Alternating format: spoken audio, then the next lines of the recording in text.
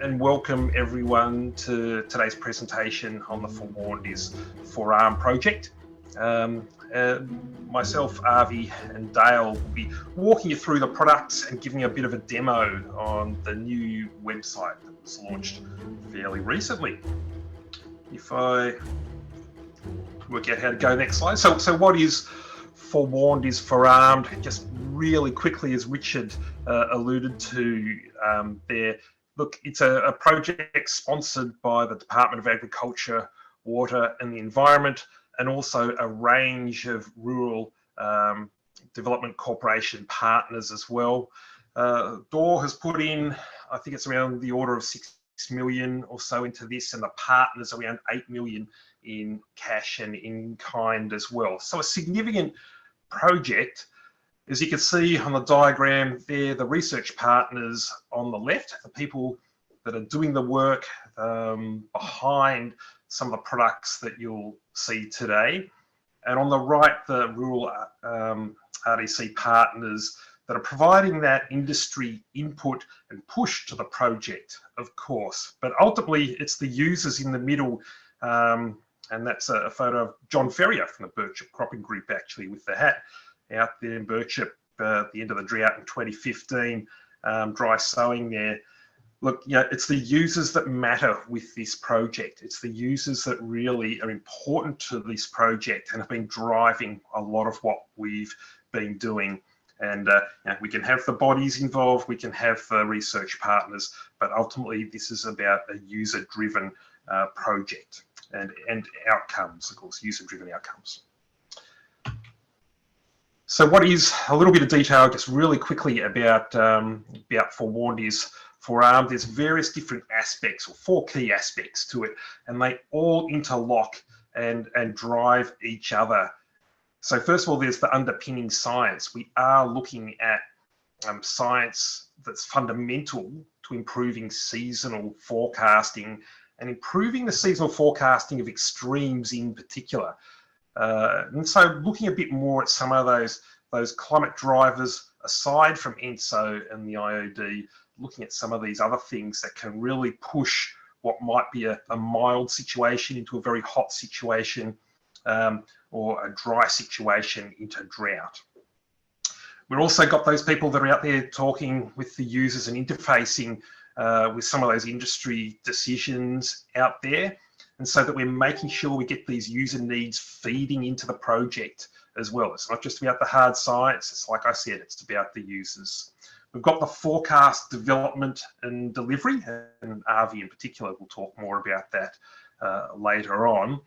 In other words, making the things, the tools that people can use and that make sense to people.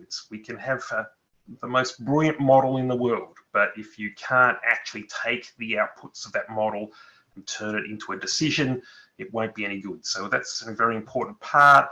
And then of course the extension and training. You can't just go and put something out there without actually helping people in how to use it. So that extension and training is quite critical to this project.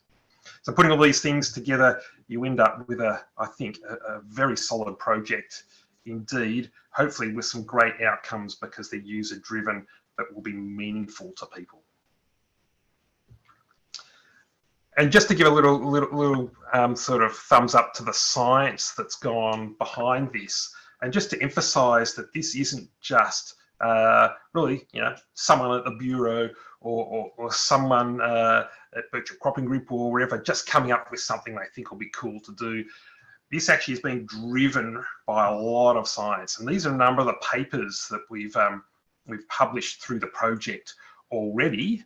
Of course, the project will keep going to 2022. And there's some quite significant work, and I think one of the most significant, just to give people a sense of the importance of what's being done, was the work that basically underpinned our forecasts for the extreme conditions over the Black Summer. Basically, Harry Hendon, Unpal Lim, and others at the Bureau of Meteorology, as well as Dave Thompson, I think he's at University of Colorado in Boulder, got together and basically were looking at the stratosphere over Antarctica. So basically thinking about the ozone hole.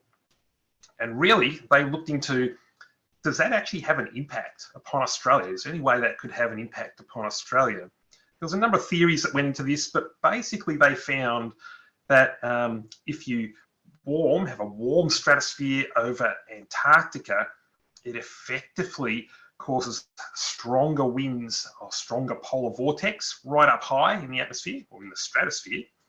You're going up tens of kilometres above the South Pole. That can actually draw weather systems further south as those fast moving winds eventually make their way down to the surface. And so a big ozone hole equals a small ozone hole, I should say. A small ozone hole equals stronger winds over Antarctica, equals a further southward shift of our weather systems. Further northward shift of our weather systems. I'm mixing up this year with 2019-20. A warmer stratosphere, smaller ozone hole, weaker winds, and you get a drawing further north of the weather systems, and that leads to these very dangerous fire conditions over parts of Australia. In other words, Antarctica gave us a heads up that we were going to have a bad summer, and indeed we did in the Black Summer. It's not all just that. There's climate change, there's other factors as well. But this research was world leading, published in Nature Geoscience, and that's one of the outputs of this project that I must say is very impressive indeed. All right, enough on the science stuff. One of the key things with the project, of course, is about delivering new forecasts. And these forecasts for extremes are really what this project is about, and taking that information, that intelligence from the models, and creating products that people can use during extreme periods. And so we have had a research website that some of you have had access to test out some of these.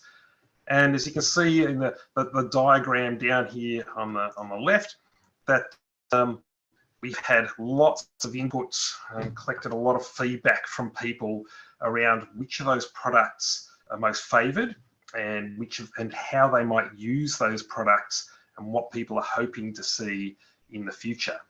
And that's really what's been driving the choice of these 5 operational products that we'll introduce or being introduced through till now until 2022. And the feedback from these reference groups and from individuals as well has been collected and is absolutely critical to the process. So now I'll pass over to Dale, and he'll give us a bit of a talk through on the extremes. So what we're actually talking about when we're talking about forecasts for extremes. Dale, Thank you much, Andrew, and feel free to take control of that laser pointer and point to things if you want. What we're going to do here is that, not to scare you, is that there is some maths coming up, because there is some fundamental understanding that's needed to explain the forecasts that are coming out and the way you interpret them. It's not very difficult, but let's go to the next slide, please, Andrew. So what we've just got here is just the historical Dubbo rainfall for some 130 or 40 or so years, just in its scattering of where it's fallen out. There's 146 years there, sorry. The average is 165 millimetres. The median is 163. The lowest value is only 16. And the highest is 426 millimetres. And we're looking at the November to January rainfall. So the next 3 months for sort of a period such as now. If we go to the next one, Andrew. If we sort that data from lowest to highest, you get this image here. There's our 16 down the bottom and our 426 up the top. And the median is the middle value. That's 163 millimetres. We sometimes use the median and the average interchangeably. The reason the median is used is because the median helps to take away the influence of particularly high outliers. So if you had a number of years which were incredibly wet, they might skew your average to the higher, wetter end. But climatologists often use the median value, which is the middle value. If we go to the next one, Andrew. Hopefully, there we go. So our median there is 163 millimetres. By definition, 50% of the data historically has fallen on the drier than 163 millimetres, and 50% of the data has fallen on the wetter side of 163 millimetres. This is called a binomial distribution. And this is the distribution of the data that we've seen historically in the BOM seasonal forecast. It's that chance of being above the median, the chance of being in that wetter end. Now, of course, what this distribution doesn't tell you is, well, what's the chance of being around 163 millimetres? What's the chance of being around normal or average? It's one or the other. It's higher, drier, or it's wetter than the median. And the important thing about this distribution is just to remember there's a 50% chance historically of being either the drier or the wetter, because this is a binomial distribution that's divided into only two outcomes. In this case, dry or wet. The next one, please. So here is, this was from late last week. This is the 3-month forecast for November to January, our classic chance of exceeding the median rainfall. And this time I chose Longreach, out in the middle of Queensland there, where it says that there's a 70 to 75% chance of reaching the median, of exceeding the median, which is a vast increase above what we'd expect, a 50% chance, just due to chance of exceeding the median long term. It's important to remember, though, that because there's a 70 to 75% chance of exceeding the median, there is actually a 25 to 30% chance that it will be less than the median. And people often forget about that. They'll look at this forecast and go, that's a wet forecast, it's going to be wet. And that's in fact not what any of this has ever said. It's always been a probability of something happening, which means there's always a probability that something can't happen or doesn't happen. We're in the spring racing carnival season, so we all know that occasionally the 100 to 1 roughie can get up, and in climate, it's no different to that.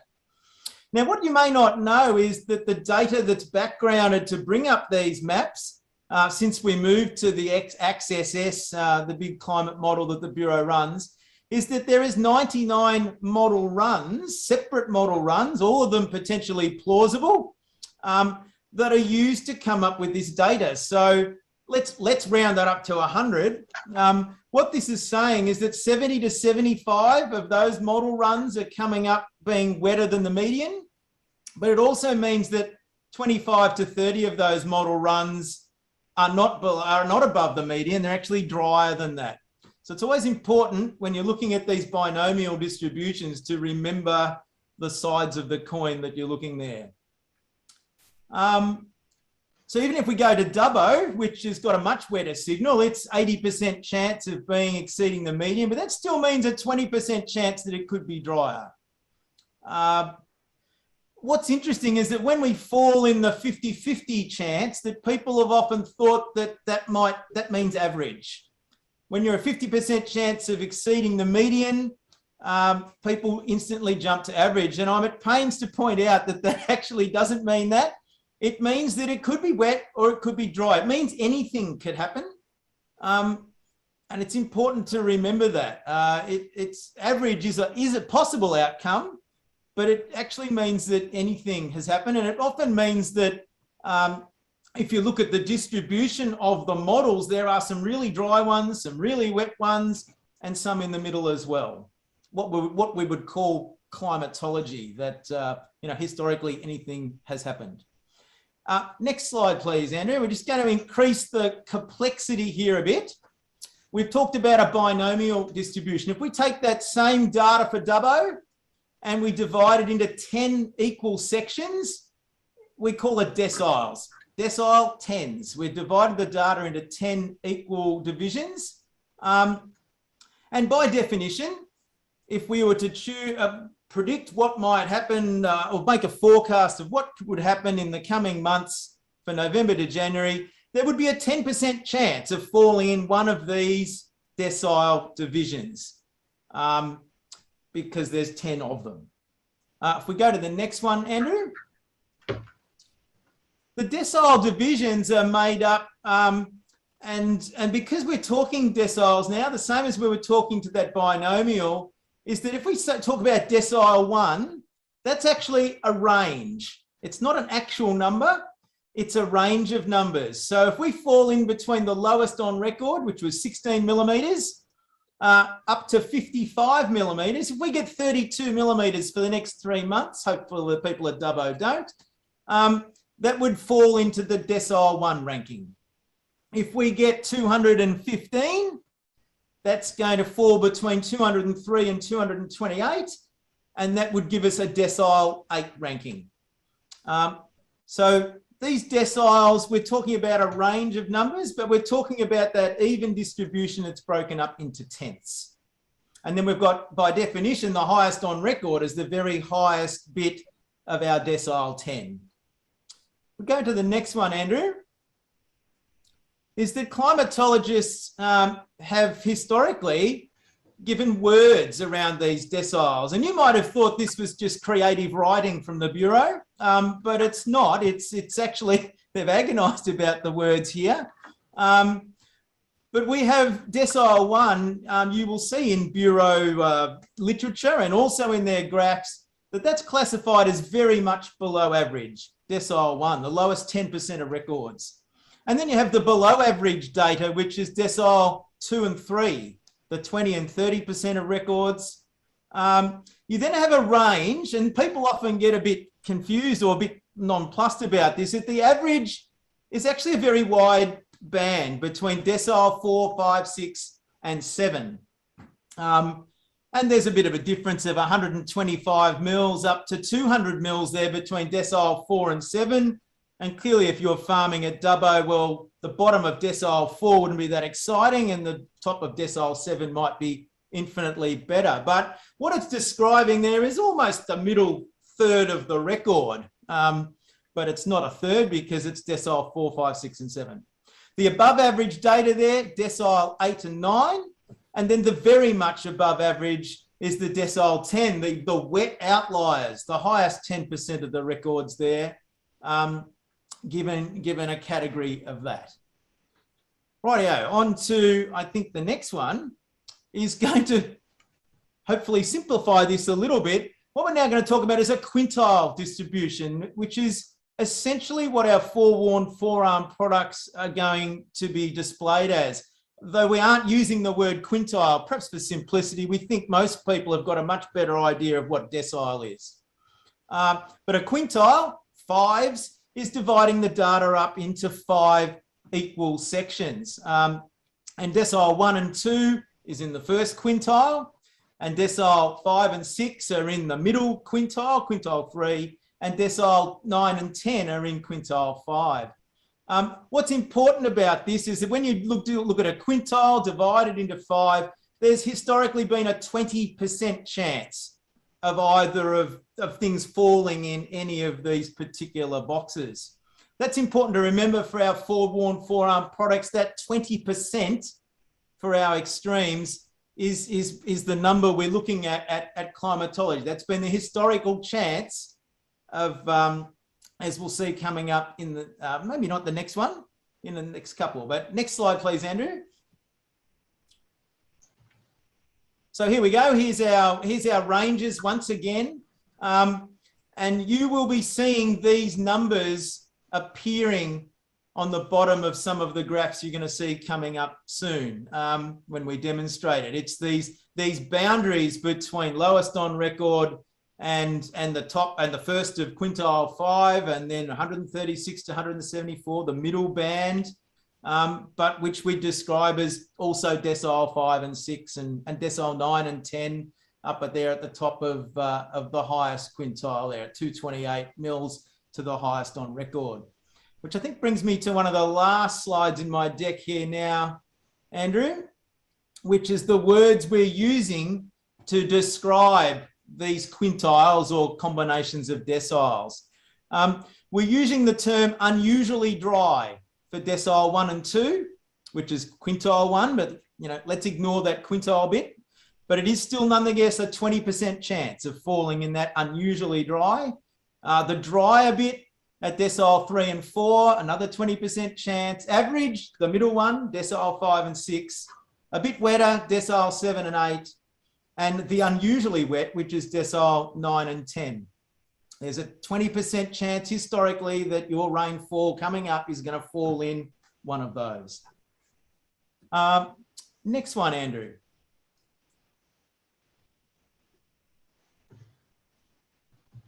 Taking a little time there. So I've just talked about rainfall there, where we're talking about unusually dry being decile 1, 2, and unusually wet being decile 9, 10. But the same works for temperature as well. So decile 1 and 2 maximum temperatures, which are historically during the day, are defined as unusually cool in our Forewarned Forearmed products. Decile 9 and 10 maximum temperatures are considered unusually warm. Our minimum temperatures, historically, most normal days, that appears sometime at night, usually sometime in the morning. So our decile 1 to 2 minimum temperature is considered unusually cool, and our decile 9 to 10 minimum temperature is considered unusually warm. So it's important to remember for maximum and min temperatures, you can be unusually and cool and unusually warm for both a maximum and a minimum, and obviously for rainfall too. I think my last slide here before we go back to you, Andrew, is the exciting bit, I suppose, is that this has been about for some time now, that you can look at the Bureau's binomial forecast out to not just the 3-month outlook, but you can look at weeks 1 and weeks 2. You can look at a combination of week 2 and 3, and you can look at months 1 and months 2 and months 1 and 3, which is the classic 3-month forecast that we see, but we can actually look out to months 2 and 4 as well. And that's been out since about mid last year, I think, Andrew, or thereabouts. But our Forewarned Forearmed project outputs, where we're looking at these extremes of wet, dry, hot and cold, are also coming out with these same timestamps. So I think that's it for me, Andrew. We'll go on to the next slide, I think. Yes. Yeah, I think it's back to me, Dale. So I hope everyone has enjoyed Dale's Maths 101 lecture there. That was great stuff, Dale. Basically, we're now moving on to the section where we'll start showing you some of the products and how they're going to look and feel. As I said before, we have those experimental forecasts that we showed people on the registered user Bureau page, the research page. And so we've selected out of that process for selecting, of course, the first 2 products 1 and 2, the maps of, as Dale explained, the unusually warm and cool and unusually wet and dry. So the maps themselves and what we call the decile bars. So breaking that down into those quintiles, or those decile 1 and 2 and decile 3 and 4, etc. And then these are what they look like in the research, in the experimental part. Whoops, I'll use Dale's laser pointer here. What they look like in the research page that people were initially looking at, and then we've taken them across into what's called production at the Bureau. We have to jump through many hoops with our IT department to come up with something that not just looks nice, but meets a number of accessibility criteria. So people that may have various forms of colour blindness and so on, can access them, that they're clear to read and so on. But also at the back end, and poor old Avi has to deal with this, we'll speak to you in a moment, making sure that even if Andrew or Avi or Dale or any other of the Forewarned, Forearmed people aren't about and something goes wrong, it can be fixed by other people within the Bureau. So it truly is a production, fully supported production service here. And so these are what originals ended up looking like from the design process, the co-design process, where we went backwards and forwards with the users. So to put a bit of reality into things, what do those maps look like right now?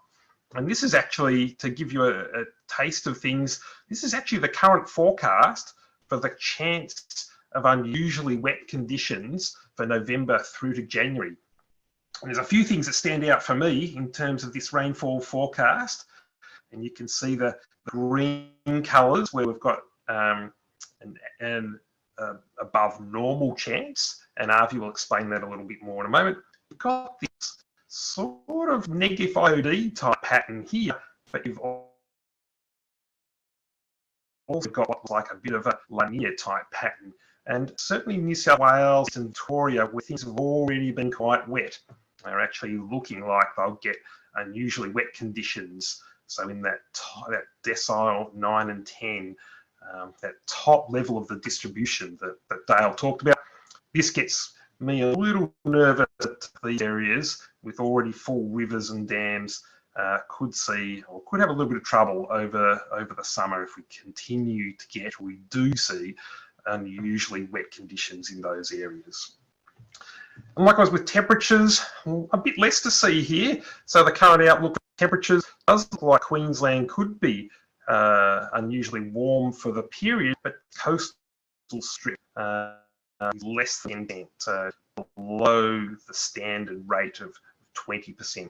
Western Tassie looking pretty warm too for daytime temperatures, but for nights, I actually thought this was a mock-up at first, but this is the actual forecast. Because we're likely to have so much more cloud over the coming months, that is going to tend to trap a lot of heat in, heat that normally would escape to space. It's looking very warm nights, having a high chance across Queensland and also into parts of New South Wales, Victoria, and Tassie there. May not need both the blankets down there. Might be quite a warm one down there. So in other words, these are the outlooks for the maps to give you a sense of what the outlooks are at the moment and how just by using the map you can get a lot of information. Now, I'll hand over now to Avi, who's the guru of this website and really helped build this from the data from the Access S model right through into production, and probably was one of the proudest people when this came out on the website on the 1st of November with a press release from Minister Lay and Minister Littleproud as well to announce the website. So getting attention right up there at the highest levels of government.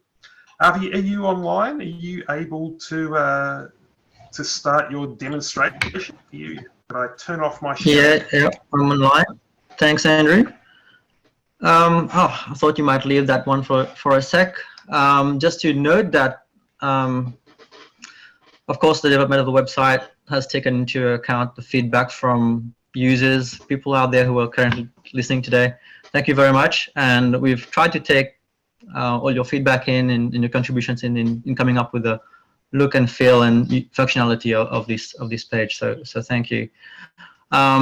We were also keenly waiting on the operationalization of Access S2, which happened a couple of weeks ago, and that made a big jump in our in the skill of the model for Australia, and we're waiting for that for the Forewarned is Forearmed product. So that's happened, and now it's been live since last week. Last Monday was when it happened.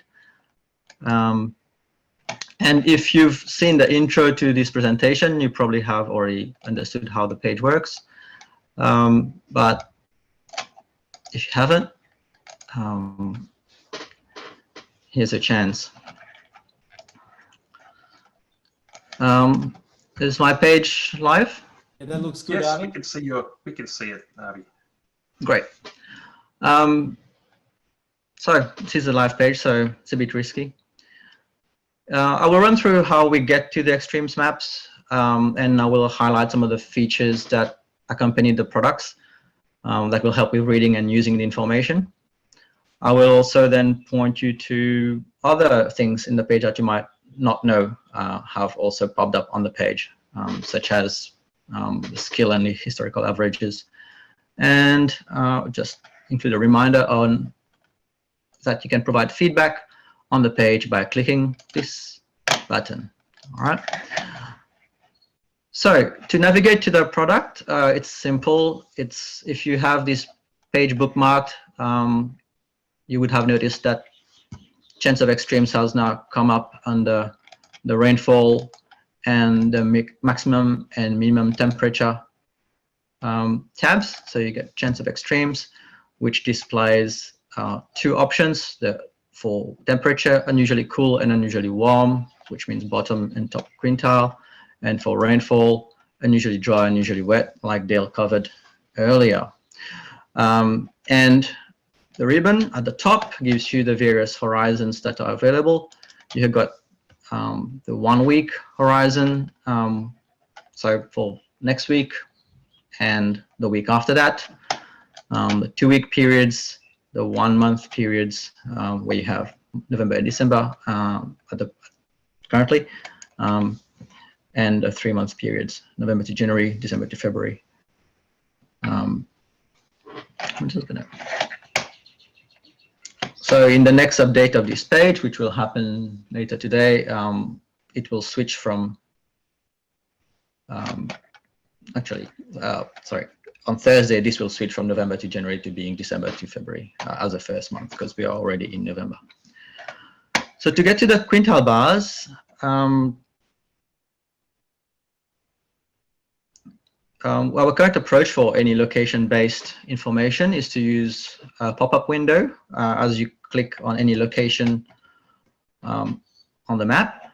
And if you have a particular location in mind that you want to look for, say Dubbo, you can type that in the search button, click on the page, and it takes you to Dubbo. And you can see the forecast for November to January. And summer is on the wet side. So that pop-up drills down across the data sets that are available and provides us summarized information about the forecast for the horizon you're looking at. So this information here only pertains to the time period you're looking at, which appears at the top here. To note, it is the same pop-up now across all climatic variables. So you have this pop-up for temperature with the relevant data in there. Previously, so before this latest update, you didn't have any pop-ups for temperature, and you only had it for rainfall, and it was displaying different information. So previously it contained information around the probability of exceeding certain rainfall thresholds. Now you have got the quintile bars, the probability of each quintile, or we've termed them decile 1, 2, 3, 4, 5, 6, 7, 8, and 9, and 10. Okay, so you've seen the quintile bars and how you access them.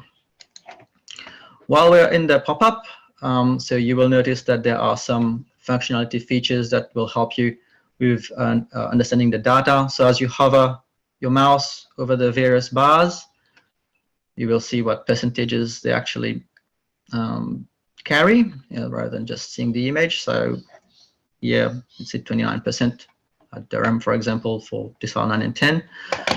But not only on the graph, when you hover over the probabilities of, say, chance of unusually dry, 12% gives you an idea of whether that's likely or unlikely. We've got a table at the back that maps the probabilities to the likelihood. So 54%, that means it's kind of in the neutral range. It's equally likely to be above average or below average. And here we're saying unusually wet is unlikely because the probability is much less than 50%. However, if we look at, so if we close this one now, just before I go, the stars indicate the level of skill or past accuracy that the models been able to achieve in the hindcast period, so the period 1981 to 2018. So it tells you 1 star means low skill, and grows to 3 stars being high skill.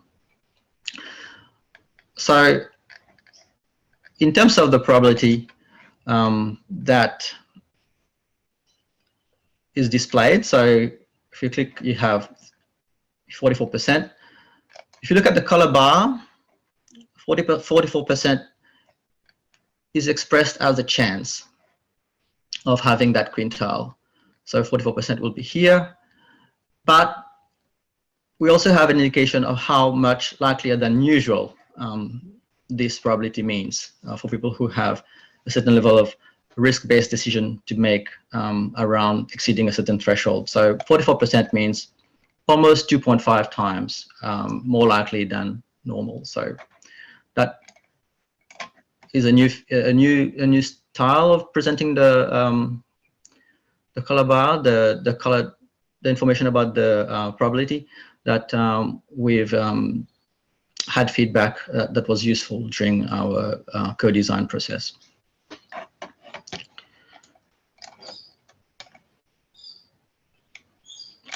Also, as you click around the web page, if you don't understand anything, or you seek more information, you will notice that there are little I buttons spread everywhere. So this will explain to you what these maps are, and if you need more information, you click the further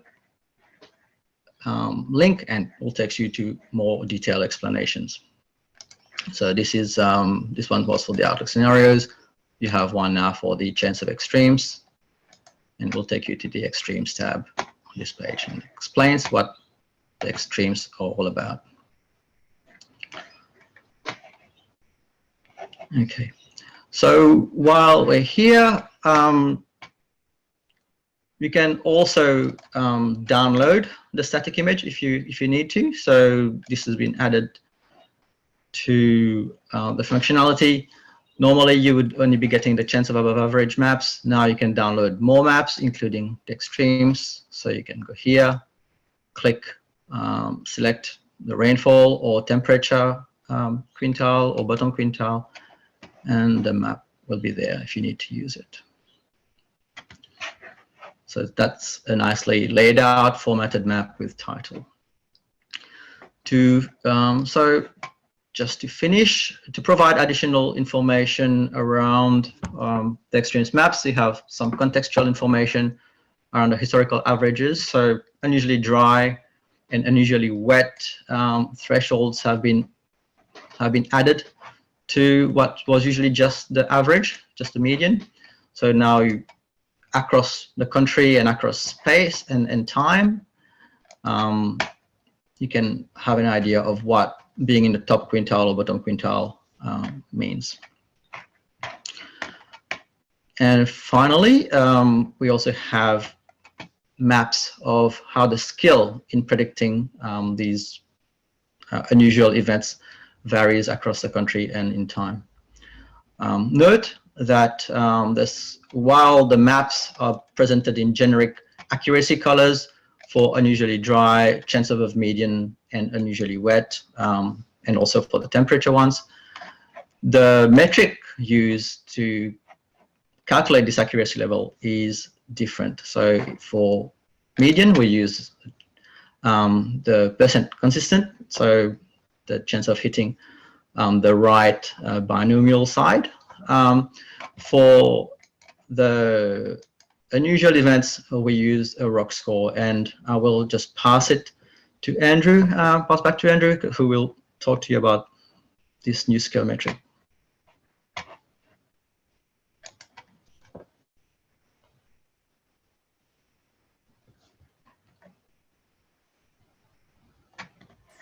Hopefully now you can see my screen. I turn off mute again. Yeah, so the new metric, or rather the past accuracy that Avi was talking about, I'm not going to spend too long on this, but we've had to use something slightly different, and it's called a relative operating characteristics, a ROC score. But the main thing to remember is basically we've assessed how well these extremes forecasts have done in the period between 1981 and 2018. That's how far back we ran the model. So that accuracy now is over a reasonably long period, almost 40 years. But we don't use percent correct, because what we are interested in are those times when we are forecasting for an extreme. Because if we use percent correct, most of the time we wouldn't be forecasting for extreme, and of course most of the time you don't get extremes, so our percent correct score would be fantastic. So we have to be a little more careful there. There's a famous example where someone in the US was doing tornado forecasts, and they had like a 98% success rate, they said, of forecasting tornadoes. But some charlatan came into town and said, I can give you a tornado forecast that's 99.9% correct. The only problem was that all that person did was every single day say there's going to be no tornado. So in actual fact, they had no value whatsoever by saying that. So for extremes, we have to look at things a little bit differently. So a score of 50% in our case basically means that when you say there might be a higher chance of an extreme event, more often than not, you get an extreme event. Because one of the last things we want to do is have lots of false alarms. You know, false alarms, of course, can decrease the confidence people have in the forecast. So where it's green on the map, it basically means that we're not crying wolf very often, but actually when we forecast for extremes, you tend to get, more often than not, you tend to get an extreme event in those regions. So yeah, the accuracy isn't quite the same as what we used in the past. It's something that concentrates on when we make a forecast, how often do we actually get it right. Oops, I want to go to the next slide, and it wasn't there. Dale, you were going to actually talk about the potential uses and applications here. I'm not sure if Anne-Marie wants to turn my camera back on or not. That's probably people are happy with the way it is. Yes, well, we've had this large group of industry bodies working together on this project, and they've come up with all these potential uses for this product. And I've just named some of them here. You know, anything where you're looking for some guidance post 7 days past the weather forecast is where this product comes into its own. Of course, we're at pains to say that it doesn't mean it's more accurate. That's not, in fact, obviously, as you go past 7 days, once you go out past a 7 day forecast, things just naturally get less accurate, and that's just the nature of forecasting. But it's where the model can pick up the chances that something look a bit different than normal. So there's all manner of things here in grain cropping where you might be spreading nitrogen and wanting rain to wash that in. You're making hay, that's happening right now, and people are looking at forecasts and sort of wondering whether they're going to cut or not with the rain forecast that might be coming out to 2 weeks when they're looking to, might take 2 weeks to cure their hay.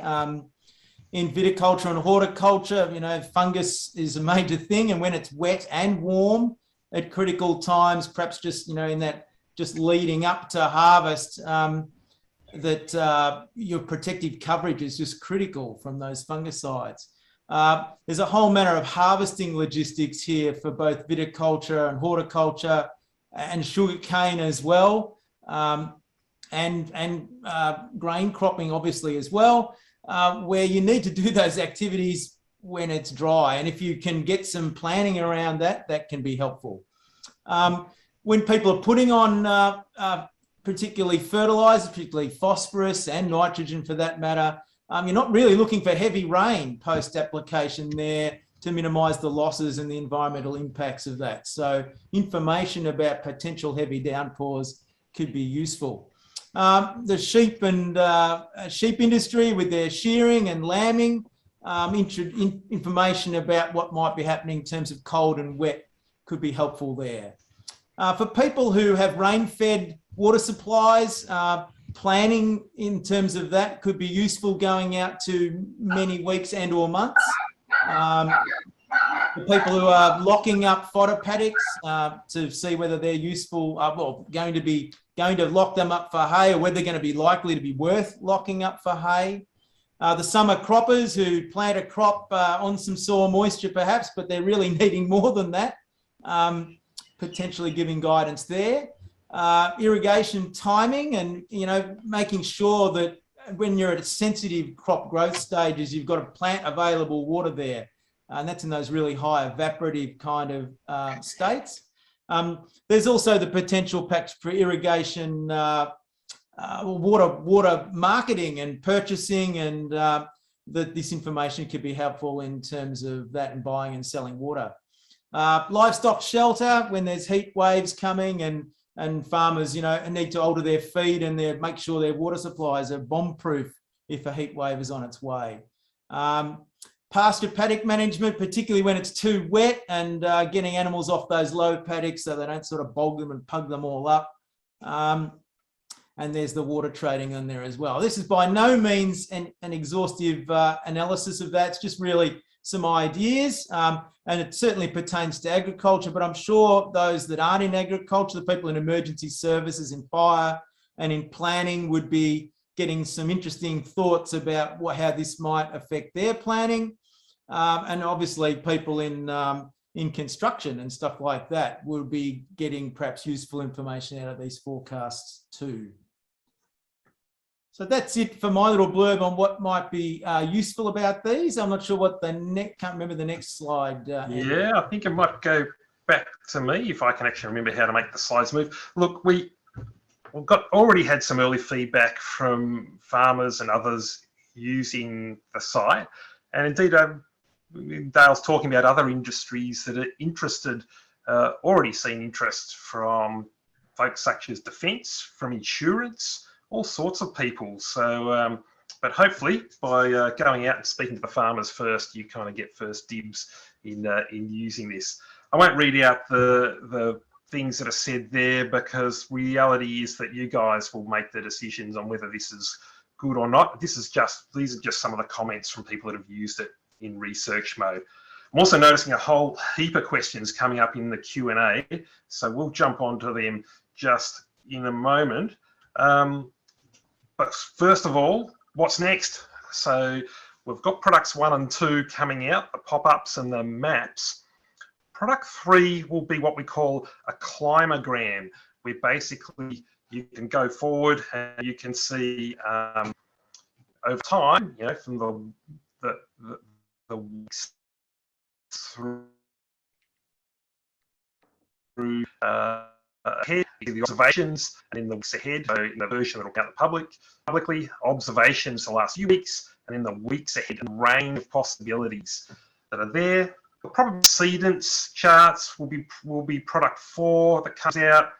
Looks a little complicated there, but basically you can decide that you might take action at, say, 40% chance, in which case you can then go and read off the amount of rainfall that has a 40% chance of occurring. Or likewise, you can look at the rainfall and work backwards and say, what chance do we have of having that 100 millimetres that I need to finish off the season? And the one is burst probability. So more applicable to Northern Australia, where they're asking, what's the chance of getting a big burst of rainfall? It might be 50 millimetres or 100 millimetres over the next 3 days or so. So they're the products that will be coming soon, or through into 2022. Now, one thing might trip us up. March is probably the odds-on favourite for the next federal election. If that happens, unfortunately, the Bureau goes into caretaker mode So there could be a little delay in the March release of product 3, but we'll keep our eyes open for that one and keep people informed. All right, we're at the end. So we've got lots of questions there. Richard, are you wanting to chair? Are you the person who'll chair us through the questions? Look, I'll talk you through the questions. There's a bunch of questions there. Anne-Marie's been curating them in the background. So thank you to the 3 speakers. Just so that everyone know, we've gone a little bit over time, but so we will continue with the questions and answers a little bit over time, over 1 o'clock. But let's get straight into it. So if I can put a question maybe to Andrew or Avi, you developed a large set of experimental forecasts. What happens to the ones that aren't in the top 5? Is there any future for them or future thoughts? I'm happy to go first there, Avi. Look, yeah, certainly we had a large number of experimental possibilities to go with. Now, some of those products may actually find their way onto their website through some other sources of funding, such as climate services for agriculture. So look, none of them have been thrown away by any means. We've collected a lot of feedback about those products, and we can certainly see that there's more that people want, and hence we will be looking at how we can get some of them funded in the future and onto the website. But right now, concentrating on the top 5, but certainly not throwing away the others. Great, thanks. Daniel asked, the temperature outlooks are significantly different now. Any thoughts? I'm trusting that you know what Daniel is talking about. I'm not quite sure exactly what Daniel's talking about there. I guess in a way it gives you a stronger indication of really whether things are going to be significantly above normal. The old above median forecasts tended to be always red because, unfortunately, with the climate warming trends that we've seen, it tends to push things above median all the time, with a probability, or rather with the forecast for extremes, so the unusually warm and unusually cool, means that you're going to actually see now a bit more, or rather get a better feeling for where might be really warm and where might be a little closer to sort of the average we've seen in recent years. That might be what Daniel's talking about. Okay, I'll let Daniel clarify if that wasn't the right question. Daniel has put a comment in the chat box. Okay. Okay, we'll get to that in a moment, but there's a few votes for Sam's question here. Sam Holmes asked, is it possible to go back to August, September and look at what they were saying in the new versus old style? Would be good to see the difference as South Australia was saying 75% chance above median, but we got well below. It would be nice to see the graph comparison for that period to see what it would have changed the interpretation. Does that ring true with either Avi or Andrew? Or maybe Deborah's online as well, could answer that one. Oh, look, if you want to come on and answer that, Well, we have to remember, I think the basic answer here is it probably would not have changed the outlook there from Access S2. I mean, the thinking at that time was that we were heading into a significant negative Indian Ocean dipole event. That wasn't just the Bureau's model that was thinking that, it was models from all around the world. They were all pushing much the same way. So the extremes forecast, being honest with you, still would have been suggesting a wetter than usual autumn, September. What did happen is that we saw, and we think possibly had this Mad-Julian oscillation that stalled off Africa and didn't really come around into our part of the world. Stalling over Africa tends to change the winds over the Indian Ocean, and hence it actually basically took away the negative IOD effect for about six to 7 weeks there. That, in my opinion, at least, but there's research to be done. This is just my scientific opinion.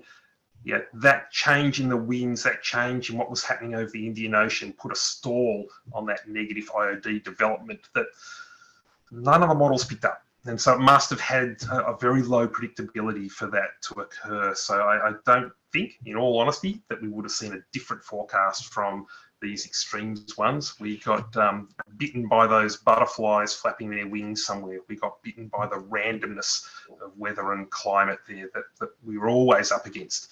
So I remember that the 75% chance, as Dale said earlier, is also a 25% chance of it not occurring. I think in this case we unfortunately got caught by that randomness and saw that 25%. So if I may add, so I was just wanting to query what, if we go back to August, September and look at what we were saying, I just wanted to clarify for which period you wanted to compare. Is it the forecast for August, September? And Niels added to the question and asked if the archives or all the forecasts are available. They are available upon request. You can get some older forecast maps. They're not available online. They'll be available for the new products. They only start to be available from last week. So we don't have all the extremes maps. Then those started from last week, but the research page does have some older maps. So we could, if we wanted to investigate the performance, and we could go and dig up the research maps if that's of interest. Maybe just add something quickly. We did notice generally between Axis S2 and Axis S1 that the Axis S2 probabilities of being above median were slightly moderated compared to Axis S1. So it wasn't going for a stronger wet outlook compared to Axis S1. So that 75% above median might have been slightly lower. I'm not sure without actually going to check on that. But both models were sort of within the range of other international models. But yeah, Axis S2 was slightly more moderated. Just a question. I would add to just one little thing for Sam was that, and I'm using my memory here, which is dangerous, but looking back at that time, most of the models were quite emphatically going for wetter, but the percentage of models falling in decile 1 and 2 was less than 10%. It was around 4-5 of the models were going for decile 1, 2. So a very low number. And yet, as can happen, that's actually what can occur. But yeah, the answers that people have suggested are right. That this process doesn't change the fact that the model was going for wetter, and in some parts that doesn't happen, and that's due to random chance. Just a question. We're all talking about Access S1 and 2, and I believe you've moved to using Access S as the model behind these tools. Can anyone give us what's the difference and between them, and also what benefit of that move has been? Deborah is probably the best one Good, that you could possibly get in Australia to answer that question. So, Dr. Deborah Hudson. Yeah, so Axis S1 has been underpinning the outlooks for a couple of years now, but as of the 19th of last month, we switched to using Axis S2. The biggest change for Axis S2 is how we actually generate the starting conditions for the forecasts. Previously, we used to get our ocean starting conditions from the UK Met Office, and we now generate them ourselves. But that might not sound like a big change to you, but actually it's how you start the forecast it can have a very big impact. And in this case, in Axis S1, the way that soil moisture was initialized was done by Climatology, whereas now the soil moisture is initialized more realistically, and that has quite a big impact on the forecasts, particularly for maximum temperature in the winter half of the year. So the skill for that is much better. And there are some indications of improved skill of forecasting in Great. I'll read a question from Stephen Hobbs. How's the accuracy of the data determined, and how does it vary across different outlooks? For example, from 1 week versus 1 month, and chances, in other words, unusually dry versus unusually wet. Who would like to take that on? Yes, thanks, Stephen. I'm happy to answer there. But so we presented some of that today in that we're basically looking at the chance of being in those extremes. And when we say that there is a high chance of being in those extremes, then we look at whether we actually did get the extreme or whether not. So whether we cried wolf or whether we actually got an accurate forecast. The accuracy scores are on the website for all those different periods. You can go in and have a look at anything from the weeks through to months and seasons. You can also look at all the different times of year as well. So depending on where you are, of course, it'll change. When you click, remember that pop-up that Avi showed you. When you type in your location or click on the map, that pop-up will come up, and there'll be basically those 3 stars. And if you, it's a bit like your, forgot what they're called again. Bit like when you go and stay at a motel or somewhere, you look up how many stars it might have. It's the same for the forecast. 1 star, it's not doing too great. 2 stars, it's pretty good. And 3 stars, it's excellent. So when you click on your location or type in your location, it'll tell you the accuracy for the outlooks that you're interested in at a glance by looking at those stars, or as Avi said, hover your mouse over the stars and it'll tell you the actual number.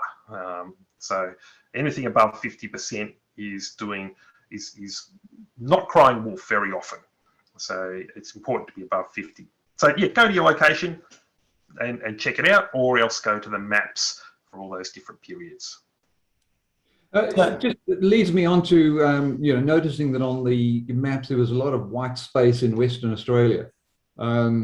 Is that because someone actually commented it seems very boring in terms of rainfall and temperature, but is it a lack of data, difficult to predict, or is just how it is in this particular scenario? Some of those areas in Western Australia, what we do is basically the model pumps things out at 60 kilometre resolution. We basically calibrate and downscale the model to about 5 kilometre resolution. And to do that, you're comparing what the model puts out with what we see in the real world. Unfortunately, in parts of Western Australia we don't have a lot of data. Out in those most remote areas, and hence, rather than sort of try and fudge it with some mathematics, what we do is actually be honest and say, look, this area we don't believe has enough data to be able to give a sensible downscaling and a sensible forecast. So that we just grey those areas out. Hopefully, over time, if we start incorporating, say, better satellite technology, better remote sensing, we'll be able to fill in those areas as well. But just for now, it's probably safer that we don't try and push it beyond its limits and we just leave out those areas where we don't have enough data to be able to make sure that we can accurately downscale the forecast to 5 kilometres. Presumably on that border between Western Australia, Northern Territory and South Australia, you don't have a lot of data, but also you don't have a lot of clients needing the data. So perhaps the more represented areas are well represented. Oh yeah, definitely the focus has been upon the key agricultural areas, both the Murray-Darling Basin, but through across Northern Australia, down the east and into Southwest WA as well. So hopefully over time we'll fill in those missing areas. You can see that on the map that Avi is showing on the screen at the moment, the greyed out area. And it's important to note that these are predictions of extremes, which by their nature are not as common. They're only happening 1 in 5 times. So such might be the lot in life, that these maps do appear white a lot because there are no extremes predicted to happen, and that will happen. So that's a really good WA, point. your time will come, probably. That's a really good point, Dale. So yeah, just if you were talking about the white rather than the grey, literally, because it's for extremes, as Dale says, you just won't see colour on that map as often as you do on the above and below median. We don't get an extreme every week, although it may feel like it over the past couple of months, but and certainly you won't get colour on the map every week either. It's not a competition. You don't want to be winning the extremes awards all the time. Great. Thanks, everybody. Any final comments? We've come to the end of all the questions, and it's been a great session. So let's wind it up. Anyone on the panel want to make a final comment, statement? I'll just throw it to you quickly. Feel free just to chip in, and then we'll close the webinar. My only comment, Richard, and thank you very much for that, and thank you to the 61 people that have stayed with us so long. This is about turning the Bureau's seasonal outlook service into something that's really focused upon the decision makers, particularly in agriculture. So we want people to stay involved. We want people to use that feedback button that Avi showed earlier. Click on it, send us your feedback, if it's working, if it's not. But also if you have an idea or something that could make the presentation or the communication of our outlooks better. We want to make these things work for you. So please, by all means, don't be shy. Send in your comments, send in your thoughts, and help us improve the site, because we're introducing new products, but we're certainly not standing still. There's a lot more to come, and we have a philosophy of continuous improvement. So the more feedback we get, the better these products will be, because they are yours. Thank you. Great. Thank you very much, everyone. Thank you to everyone who joined us today. And finally, thank you to the panelists and the speakers for your presentation today. There's a lot of thanks coming through on the chat line. So thanks, everyone. And thanks to Anne-Marie for organising this on behalf of us. Thanks, everyone.